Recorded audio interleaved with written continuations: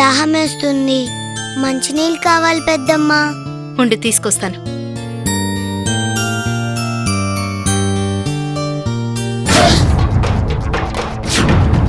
ఏంటాయా, ఇంకా నిద్రపోలేదా? ఏంటోనమ్మా, ఎవరో బయట నుండి లోపలికి వచ్చినట్టు అనిపించింది.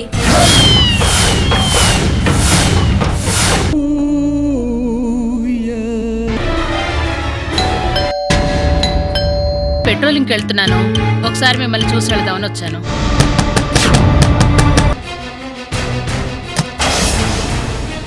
ఎవరో బయట నుండి గడియ వేశారమ్మా. అవును, పాప నేను లోపలున్నా, మీరు లోపలున్నారు. మరి గడి ఎవరు పెట్టారు? ఏ రోజు మిస్ అయితే రేపు ఎల్లుండి ఎప్పుడు ఛాన్స్ దొరికితే అప్పుడు ఖతం చేస్తా.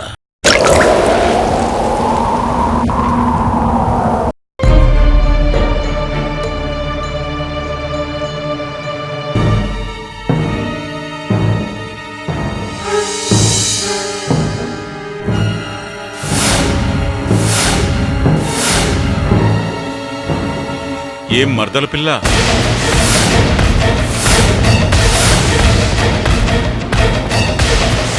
ఎవరికి ఫోన్ చేస్తున్నావు?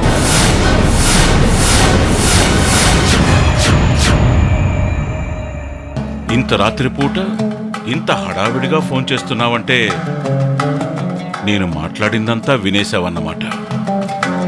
నేను మున్నిని ఎందుకు ఇంటికి తీసుకురమ్మన్నానో ఇప్పుడు నీకు అర్థమైపోయింది కదూ. ఏం చేయను, నువ్వు దాన్ని ఇక్కడికి తీసుకొచ్చుంటే ఇక్కడే లేపేసిండేవాణ్ణి. నువ్వు తీసుకురాలేదు కాబట్టి నా పాటలేవు నేను పడుతున్నాను. అదంతా వినేసి ఇలా ఎవరికి పడితే వారికి ఫోన్ చేయడం తప్పు కదమ్మా. మీ మనసులో ఇంత దురుద్దేశం పెట్టుకుని మారినట్టు నటిస్తారా? మీరింకా నిజంగా మారిపోయారేమోనని నమ్మాను. అప్పటికే అన్నయ్య మాటలు నమ్మొద్దని మీ తమ్ముడు గారు చెప్తూనే ఉన్నారు. కానీ నేను ఆయన మాటల కంటే మీరు పడుతున్న బాధకే ఎక్కువ విలువిచ్చి మీరు మారారని నమ్మాను. అసలు అంతలా నటించింది ఒక పసిబిడ్డ ప్రాణాలు తీయడానికన్నమాట. పాపం ఆ పసిబిడ్డ మీకేం అన్యాయం చేసింది? ఎందుకు చంపాలనుకుంటున్నారు? నువ్వు చాలా ఎక్కువగా ఆవేశపడుతున్నావు మరదల పిల్ల. నీతో ప్రేమగా మాట్లాడక నువ్వు మున్నిని తీసుకురా, నేను మున్నిని చంపాలనుకుంటున్నాను అంటే తీసుకొస్తావా? నువ్వు ఎలాగో పిల్లల్ని కని ఈ ఇంటికి వారసునివ్వడానికి పనికిరావు. కనీసం ఇలాంటి వాడికైనా పనికి రావాలి కదమ్మా. ఇంతకీ ఇప్పుడు ఫోన్ ఎవరికి చేస్తున్నావు? ఏది ఆ ఫోన్ ఒకసారి ఇవ్వు. నేనివ్వను. మీరు అన్యాయంగా ఒక పసిబిడ్డ ప్రాణాలు తీస్తుంటే చూస్తూ ఊరుకోను. ఈ విషయం వెంటనే మా ఆయనకి ఫోన్ చేసి చెప్తాను. చెయ్యమ్మా, చెయ్యమ్మా. నువ్వు ఈ విషయం చెప్పిన వెంటనే ముంబై వెళ్ళిన మీ ఆయన హడావిడిగా ఫ్లైట్లో వచ్చేస్తాడు. అప్పుడు మ్యాటర్తో పాటు ఇదిగో ఈ ఫోటో కూడా చూపించు.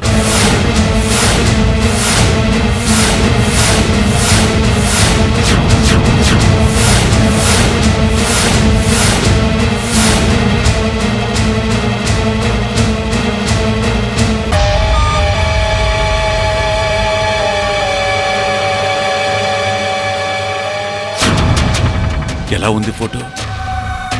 నేనే తీయించాను.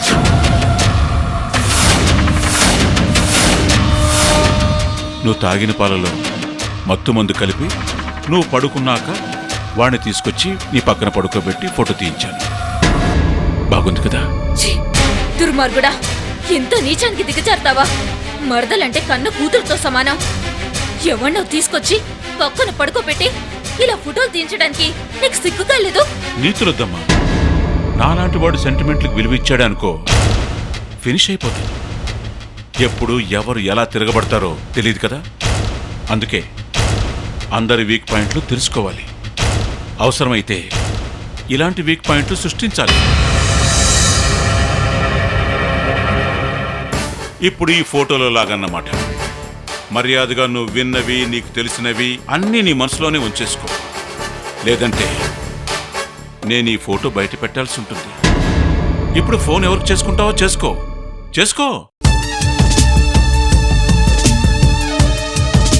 Good night.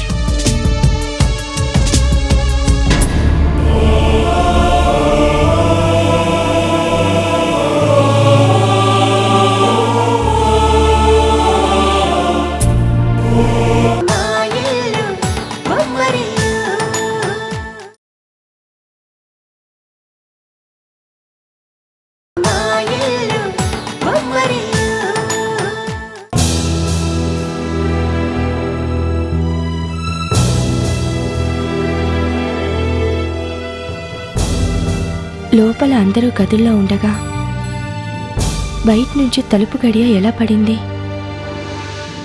ఎవరు వేసుంటారో? అసలు ఇంట్లోకి ఈ టైంలో ఎవరు వచ్చుంటారో?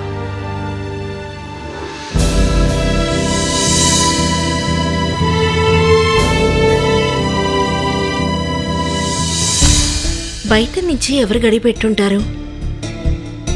ఎవడన్నా దొంగతనానికి వచ్చుంటాడా? లేకపోతే పాప ఉన్న గది మాత్రమే వదిలేసి మిగతా గది తలుపులన్నీ వేశాడంటే కొంప తీసి పాప చూసిన విషయం హరికి తెలిసి పాపని ఏదో ఒకటి చేయడానికి హరి ఎవరినైనా పంపించలేదు కదా.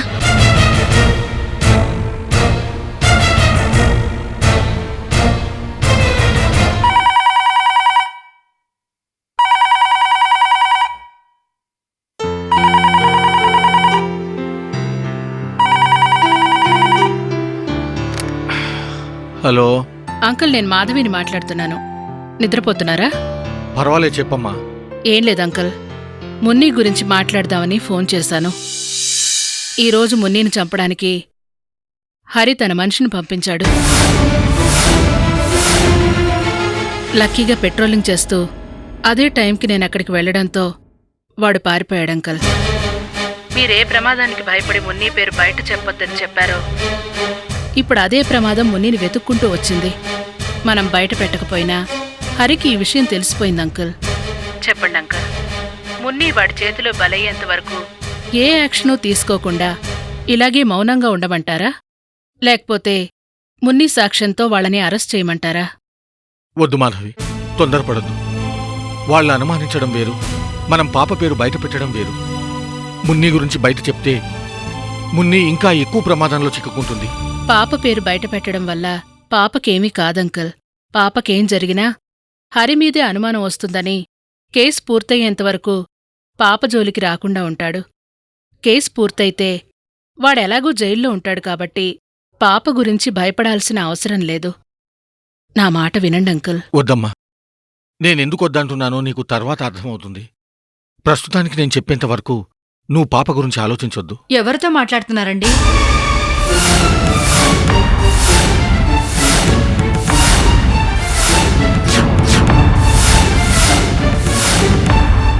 పాప అంటున్నారు.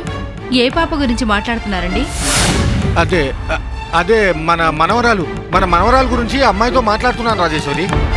మనమ్మయ్య పక్కన మనవరాలు కూడా ఉందా? ఇలా ఇవ్వండి, నేను కూడా మాట్లాడతాను. హలో హలో, ఏంటండి ఎవరు మాట్లాడడం లేదు? హలో హలో, ఫోన్ కట్ అయినట్టుంది రాజేశ్వరి, మళ్ళీ డైల్ చేస్తాను.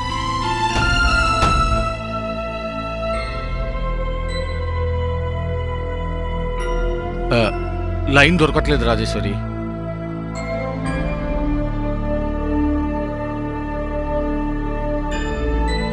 ఎప్పుడు నా మనవరాలతో మాట్లాడాలనుకున్న లైన్ దొరకదేంటండి? ఇంతవరకు కనీసం ఒక్కసారి కూడా మాట్లాడలేదు. ఏం పాపం చేసుకున్నానండి నేను? నాకు భార్యవి కావడం, హారికకి తల్లివి కావడం, ఇదే నువ్వు చేసుకున్న పొరపాటు రాజేశ్వరి. ఇదిగోండి, మీరిలాంటి మాటలే మాట్లాడొద్దని చెప్పాను. నేను చెప్తున్నది నిజమే రాజేశ్వరి. నా వల్ల అమ్మాయి వల్లే కదా నీకు ఇన్ని సమస్యలు వచ్చాయి.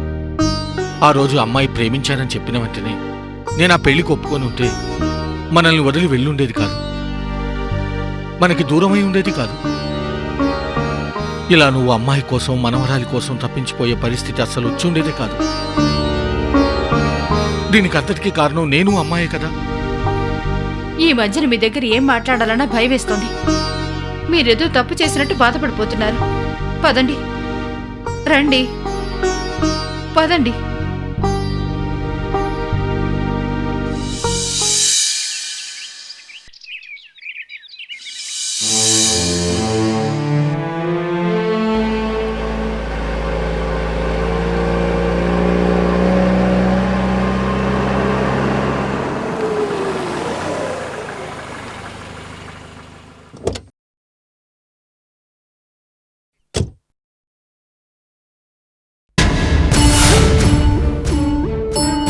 ఈవిడెవరు ఇక్కడ పడుకుందేంటి?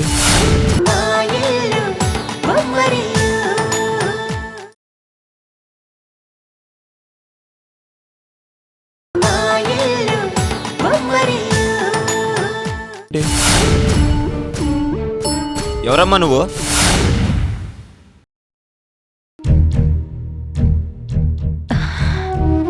నేను మీ దగ్గర టాక్సీ డ్రైవర్గా పనిచేస్తున్న రాజేంద్ర గారి భార్యనండి. ఆయనకు ఒంట్లో బాలేదు. ఆ విషయం చెప్దామని నిన్నటి నుంచి ఇక్కడే కూర్చున్నాను. ఏంటి మీ ఆయనకు ఒంట్లో బాలేదని చెప్పడం కోసం వచ్చావా? దానికోసం రాత్రంతా ఇక్కడ కాచుకొని కూర్చోవాలా? ఓ ఫోన్ చేస్తే సరిపోయేది కదా. సర్లే, తగ్గాకే పనిలోకి రమ్మను. వెళ్ళు. అది కాదండి, ఆయనకి దెబ్బ తగిలింది, హాస్పిటల్లో చేర్పించారు. ట్రీట్మెంట్కి డబ్బులు కావాలన్నారు. మీరు సహాయం చేస్తారని. పొద్దున్నే మంచి బేరం తగలడం పోయి ఓ చావు బేరం తగిలిందనమాట. ఇదిగో తీసుకో.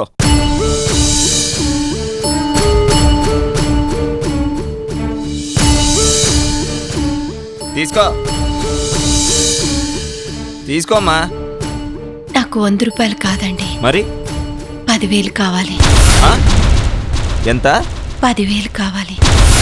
10,000? ఆయనకి చేతికి చాలా పెద్ద దెబ్బ తగిలింది.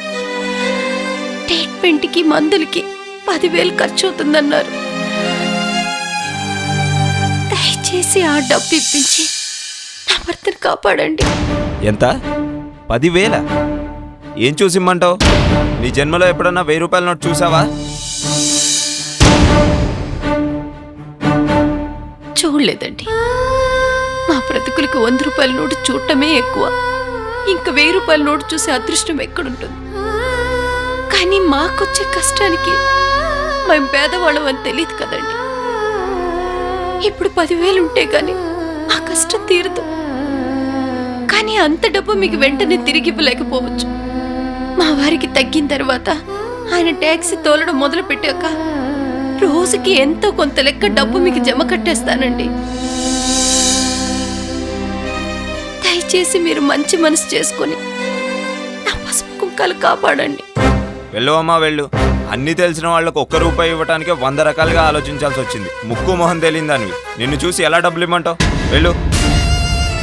సార్ సార్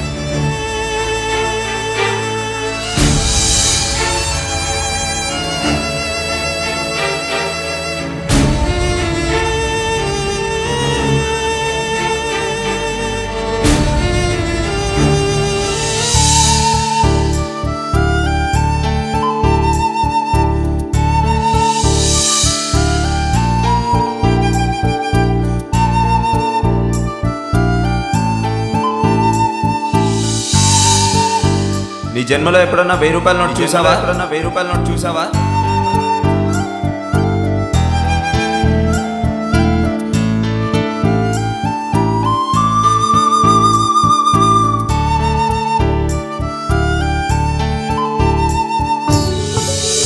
నీ కూతురు పెళ్ళన్నావు కదా, బాగా జరిపించు. ఇదిగో 1,00,000 రూపాయలు. నమస్తే. భగవంతుడా, ఒక్కసారి పుణ్యం చేస్తేనే అది జన్మ జన్మలకు కాపాడుతుందని అంటారే. ఆయన ఎంతో మందికి సహాయం చేశారు. ఎంతో మంది పసుపు కుంకాలు కాపాడారు. ఈ రోజు నా పసుపు కుంకాలు కాపాడుకోవటానికి సహాయం చేసే వాళ్ళు ఒక్కరు కూడా లేరే.